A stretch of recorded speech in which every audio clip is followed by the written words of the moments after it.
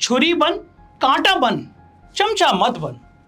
छुरी बन कांटा बन चमचा मत बन।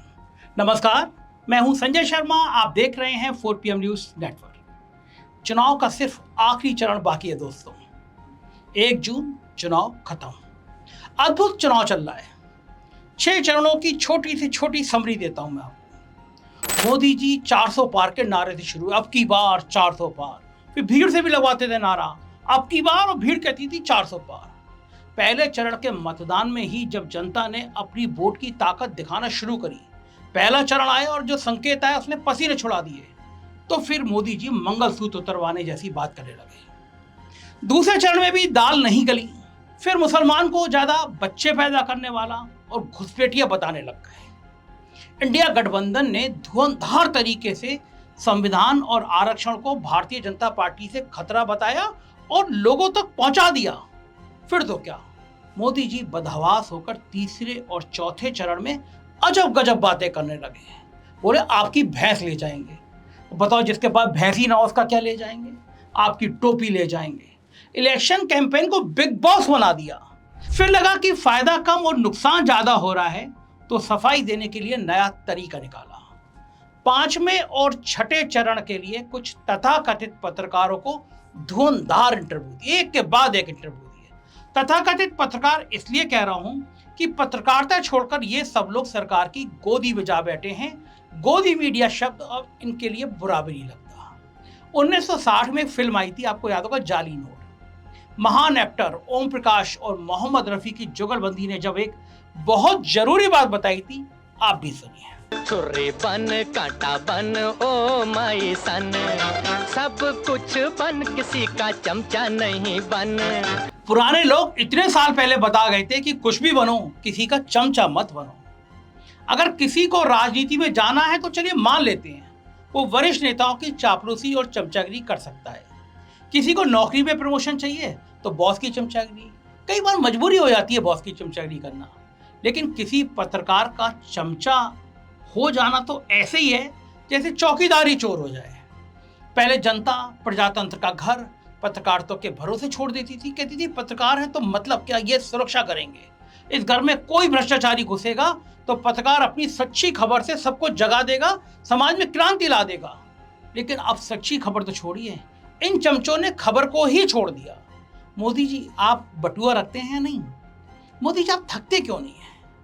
मोदी जी आप आम काट के खाते हैं या चूस के खाते हैं? भला बताओ, ये भी कोई खबर हो, ये भी कोई इंटरव्यू हुआ? मोदी जी नोटबंदी से काला धन क्यों नहीं आया? मोदी जी पुलवामा हमले में आतंकवादियों की मदद किसने की, क्यों नहीं अभी तक खुलासा हुआ? बेरोजगारी क्यों है? किसानों ने आत्महत्याएं क्यों करी? ये खबर, ये सवाल चमचे पूछ ही नहीं रहे, और जो पूछना चाहते हैं उनके लिए मोदी जी प्रेस कॉन्फ्रेंस नहीं करते। पत्रकारिता के कुछ बेसिक नियम होते हैं, लेकिन उन नियमों की पुड़िया बनाकर गोदी मीडिया के एंकर चापलूसी के पानी के साथ गटक गए हैं। सबसे पहला नियम, आपकी बॉडी लैंग्वेज। जब पत्रकार सवालों से पहले तारीफों के पुल बांध दे तो समझ जाइए वो सच दिखाने नहीं आया। जिसका इंटरव्यू हो रहा है बस उसका एजेंडा आगे बढ़ाने आया है। अब देखिए, ये महान काशी का लाडला, हीराबा का लाडला, देश के बड़ा प्रधानमंत्री नरेंद्र दामोदर दास मोदी जी, बहुत बहुत स्वागत है आपका। पहले जमाने में राजा की एंट्री पर सिपाही ऐसे बोलता था, राजाओं के राजा महाराजाधिराज श्री श्री श्री राजा नरेंद्र पधार रहे हैं। रूप का लियाकत भी कुछ कुछ ऐसे ही कर रही है। आराम से कह सकती थी। आप देख रहे हैं न्यूज 18, मुकेश अंबानी का चैनल, जो दिन रात हिंदू मुसलमान के झगड़े लगाता है। चलो ये ना कहना था, आराम से कहती थी। आप देख रहे हैं न्यूज 18। आज हमारे साथ हैं प्रधानमंत्री नरेंद्र मोदी जी। आपका स्वागत है मोदी जी। मगर नहीं, पहले ही जब काशी का लाडला बोल दिया तो बनारस हिंदू यूनिवर्सिटी की एक छात्रा के बलात्कार का सवाल ये क्यों पूछेंगी कि बलात्कार करने वालों के भाजपा से रिश्ते क्यों थे, किस बेरहमी के साथ उस लड़की की फोटो और वीडियो बनाए गए, ये कैसे पूछ पाएंगी मैडम? ये नहीं पूछेंगी कि पकड़े गए तीनों आरोपी मध्य प्रदेश में चुनाव प्रचार करने के लिए भाजपा का क्यों गए थे। और इन लोगों को लगता है कि इनका नाटक लोग समझेंगे नहीं। अब देखिए, इस इंटरव्यू में मोदी जी मुसलमानों वाले बयान की सफाई देने आए थे, तो इंटरव्यू दिया रूप का लियाकत को, वही पुराना घिसा पिटा तरीका। अब मोदी के स्वागत में रूपका की परफॉर्मेंस तो फिर भी ठीक ठाक थी, कुछ बड़े चाटुकार हैं, वो खबर में रिसर्च करें ना करें, तारीफ रिसर्च के साथ करते हैं। ये सुनिए। और आप देख रहे हैं आज तक, आपके साथ मैं हूं अंजना ओम कश्यप। वो जो मेरे सामने मुश्किलों का अंबार है, उसी से मेरे हौसलों की मीनार है। प्रधानमंत्री नरेंद्र मोदी जी, आप ही की लिखी हुई कविता की ये 2 लाइनें हैं। मोदी की कविता की लाइन से मोदी का ही स्वागत किया जा रहा है। क्या गजब चमचागिरी है, क्या बात है। चाटुकारिता की चरम सीमा से एक सीढ़ी नीचे है बस, क्योंकि चरम सीमा पर तो तारीफ के पुल बांधे जाते हैं। देखिए कैसे। नमस्कार। 24 चुनाव की सबसे बड़ी शख्सियत। इस चुनाव में पक्ष विपक्ष की परख जिनके नाम पर है और जिनके काम पर है, और जिनकी लोकप्रियता ऐसी है कि सिर्फ देश ही नहीं बल्कि दुनिया में भी कोई नेता लोकप्रियता के लिहाज से दूर दूर तक इनके आसपास नजर नहीं आता। मैं भारत की मिट्टी से निकले भारत माँ के उस बेटे की बात कर रही हूँ जिसके बिना आज की तारीख में आप नए भारत की कल्पना ही नहीं कर सकते हैं। जी, मैं देश के प्रधानमंत्री श्री नरेंद्र मोदी की बात कर रही हूँ। देख रहे हैं आप, पूरे 35 सेकंड की तारीफ है। अतिशयोक्ति अलंकार का इतना सुंदर इस्तेमाल। प्रधानमंत्री के बजाय मोदी अगर राजा होते तो अभी मैडम को डायरेक्ट 10 गांव और कई सारी मोतियों की माला दे दी होती। लेकिन इस गड़बड़ घोटाले में तारीफ डायरेक्ट होती है, फायदा तो इनडायरेक्ट तरीके से आता है।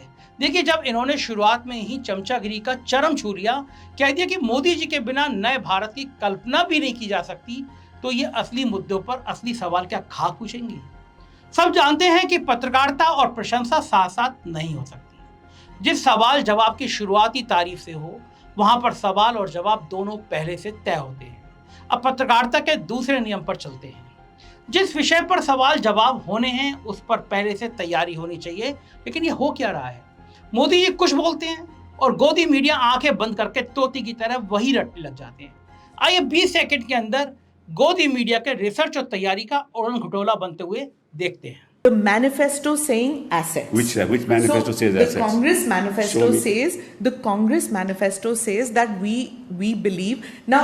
Show me. You just read it for me. When the Congress manifesto. Please, once you make that the statement. Interpretation of that. No. Now you have contradicted yourself. You said Congress manifesto says it. Now you say interpretation. So, yes, because no. 1 minute. ये होता है जब चाटुकार का सामना पढ़े लिखे वकील से होता है। मैडम जोर जोर से चिल्ला रही थी कि कांग्रेस के मैनिफेस्टो में सब कुछ मुसलमानों को देने की बात है। वकील ने सबूत मांग लिया कि दिखाओ कहां लिखा है, तो आवाज बंद हो गई, आवाज गायब हो गई। अब देखिए, जो लिखा ही नहीं वो फैला रही है मैडम। लेकिन जब इनसे पूछा गया कि प्रधानमंत्री ने मंगलसूत्र की बात क्यों की, तो जवाब देखिए। Prime Minister Modi is used to making statements which are far away from the truth. Prime Minister Modi also said that the Mangal Sutra of Hindu women will be given over and the assets will be taken and given to those who produce more children. All right. Please answer that. Yeah, I will. Why did he say that? So is that the truth? So let me answer this. What the BJP says is that when it talks about when he was talking to the audience, this is off the record, that briefing that we have. It's not been explained on. ऐसा लग रहा है कि simple पत्रकार है और madam Bhajpa से हैं। कह रही है कि हमने ऑफ द रिकॉर्ड बताया गया था। मैं एक्सप्लेन करती हूँ। अरे मैडम, ये नहीं मैडम, आप क्यों एक्सप्लेन करेंगी कि मोदी ने जो बोला वो क्यों बोला? आप कौन हैं? आप क्या पत्रकार हैं या आप भाजपा के सिपहसालार हैं या मोदी जी की पीएस हैं? ऐसी है गोदी मीडिया की बेशर्म भरी तैयारी। इसलिए ना मोदी अपने चमचों से बाहर कहीं इंटरव्यू देते हैं और ना चमचे मोदी के ऊपर कहीं जवाब ढूंढने आते हैं। एक दो बार गलती से चले भी गए तो अपनी ऐसी फजीहत करा लेते हैं कि पूरे दुनिया में जग जाहिर है कि यह मजाक उड़नी ही उड़नी है। अब आते हैं पत्रकारिता के तीसरे नियम पर।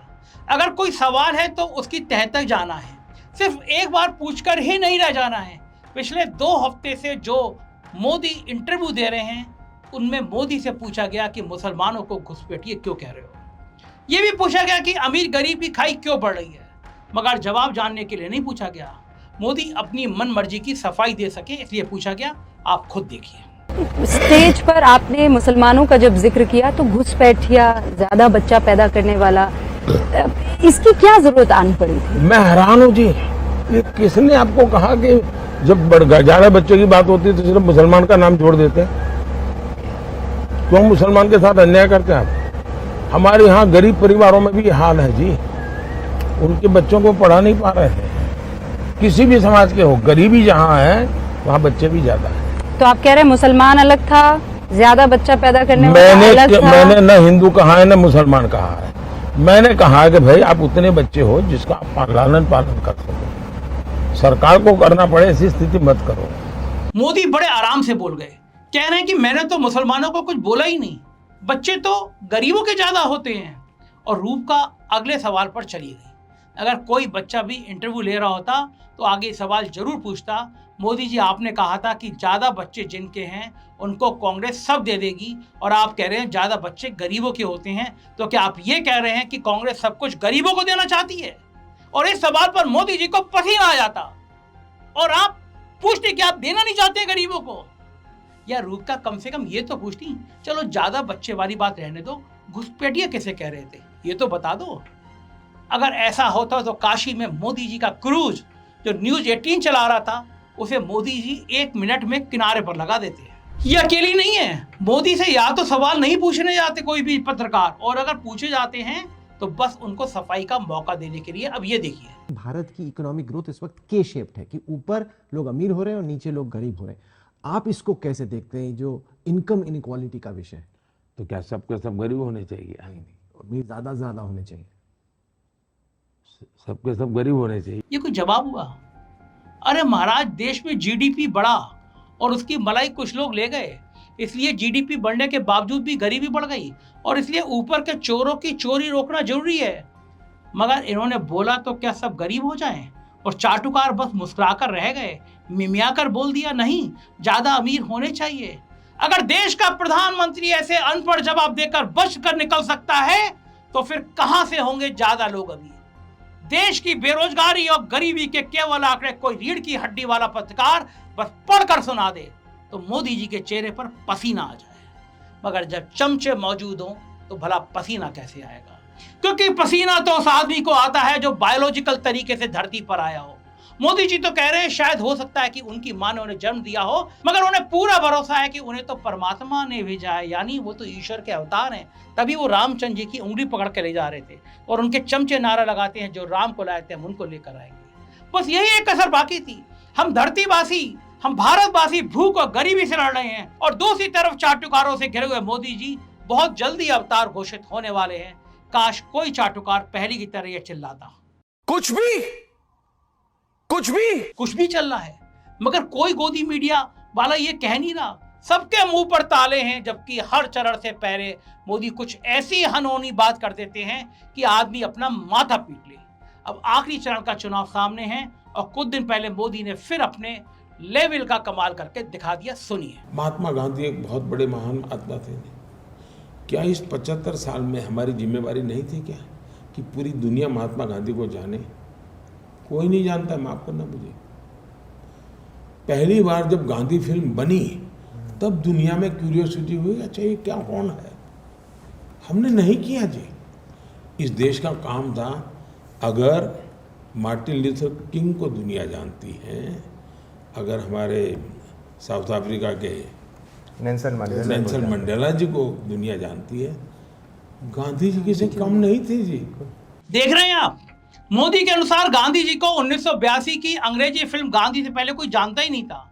इस तरह की बातें तो पार्क में बैठे अंकल जी भी नहीं बोलते, जिनका सारा झूठा ज्ञान व्हाट्सएप फैक्ट्री से निकलता है।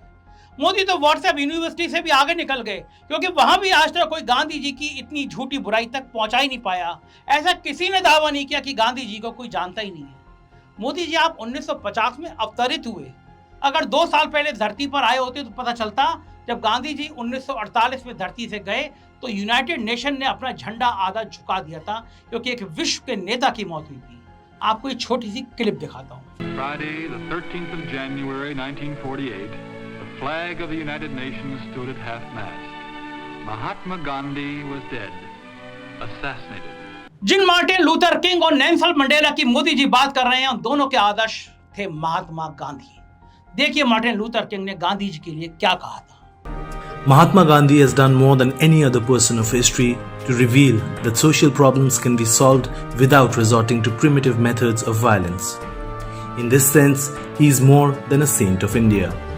ये कह रहे हैं कि इतिहास के किसी भी व्यक्ति से ज्यादा गांधी जी का योगदान है हिंसा को छोड़ने का रास्ता बनाने में।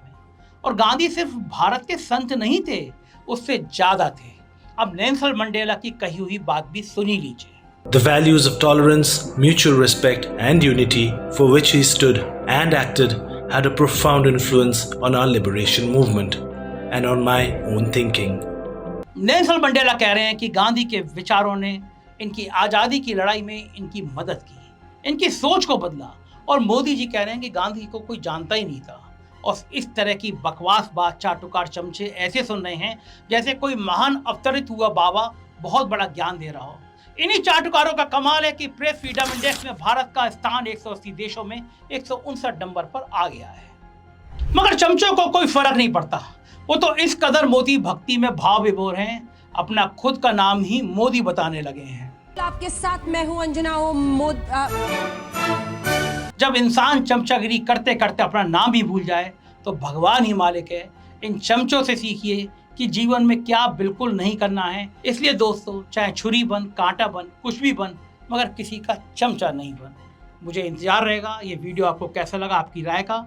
चैनल को ज्वाइन कीजिएगा, सब्सक्राइब कीजिएगा और चमचा मत बनिएगा। शुक्रिया, थैंक यू।